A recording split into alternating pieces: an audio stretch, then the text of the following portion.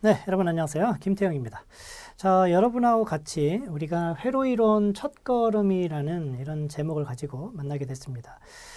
전공 회로이론을 공부하기 전에 그러니까 회로이론을 전혀 접해보지 않은 분들, 그러니까 회로에 대해서는 전혀 모른다. 그런 분들이 이 짧은 코스를 통해서 회로가 어떻게 작동하는가 하는 것을 이해시키기 위해서 이 과정을 만들었습니다. 그래서 이 회로 작동의 기본 원리라고 할 수가 있고요.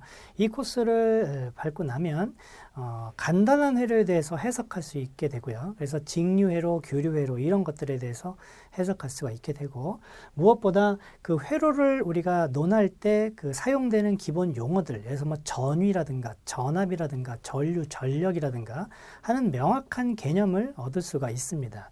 그리고 이 회로에서 가장 그 기초가 되는 부품, 저항기, 인덕터, 축전기 이런 것들이 어떤 기능을 갖고 이런 것이 회로에 꼽혀 있을 때 어떻게 작동하는지를 충분히 이해할 수가 있고요.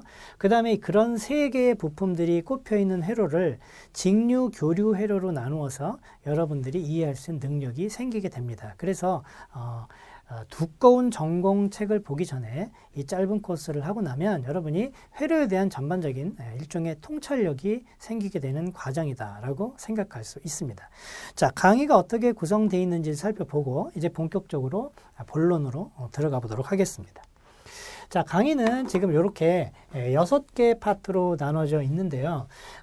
제가 여러분한테 알려드릴 내용은 이런 회로를 생각을 했습니다. 여긴 굉장히 간단한 거죠. 건전지 사고, 전구 2개 사고, 뭐 장난감용 직류 모터를 하나 샀다라고 여러분이 생각을 했을 때 이것들을 이제 전선으로 이렇게 연결을 하겠죠. 이렇게 연결을 해서 여러분이 회로를 하나 이렇게 만들었다고 생각을 하는 겁니다.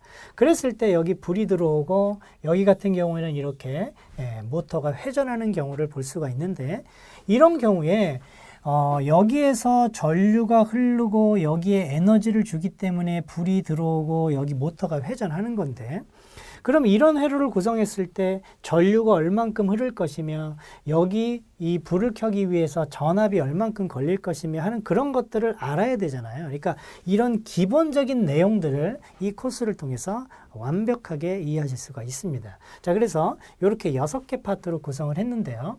제일 처음에 회로 관련 기본 용어에서는 도대체 우리가 회로를 다룰 때 전위라는 것이 뭔지, 전압이라는 게 뭔지, 전류라는 게 뭔지 이런 것들을 정확하게 정의를 할 겁니다. 이거를 소홀히 해서 전공에서 제가 회로이론을 가르쳐 보면 이 용어 자체의 개념이 잡혀 있질 않아서 회로이론에 좀 어려움을 느끼는 분들이 상당수 있습니다. 자, 그래서 이 부분에서 완벽하게 그런 걸 정리할 거고요.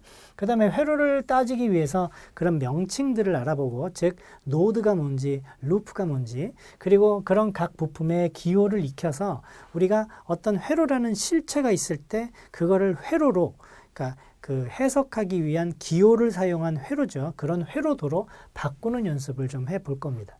그리고 이제 회로가 어떻게 동작하는지, 예를 들어서 이런 회로가 어떻게 동작하는지 알기 위해서 회로에 성립되는 기본적인 법칙이 있는데, 여러분도 다 들어보셨을 법한 키르요프의 전류 법칙, 전압 법칙, 오메 법칙 이런 것들을 제가 가장 중요한 개념들을 알려드릴 겁니다. 그래서 그걸 알면 이제 회로에 대한 기본적인 개념이 생기고요.